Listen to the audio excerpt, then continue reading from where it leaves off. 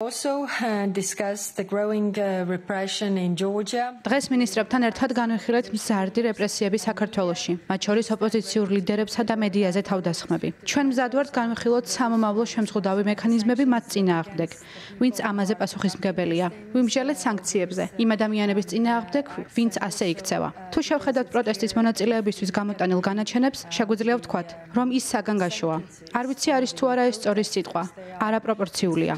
ეს კი ნიშნავს, რომ მართლმსაჯულების სისტემა ამ რეპრესიული მექანიზმის ნაწილია. იყო დისკუსია იმ მოსამართლეების სანქციების თაობაზეც, რომლებიც ამგვარ ქმედებას ჩადიან. ჩვენ განვიხილეთ ეს საკითხები დღეს და დაუბრუნდებით მათ უკვე ივლისში. ამ წუთას ჩვენ ვერ მივახციეთ შეთანხმებას. ვიმედოვნებ, რომ სწორედ ამ დროისთვის ამ საკითხის ირგვლივ გარკვეული მოძრაობები იქნება. დისკუსია ეხება იმას, თუ არა ამით საქართველოს. ჩვენი განზრახვა არ არის ქართველი ხალხის დასჯა. ჩვენი მიზანია დავსაჯოთ ის კონკრეტული ადამიანები, რომლებიც საქართველოში ადამიანის უფლებების დარღვევას ახორციელებენ.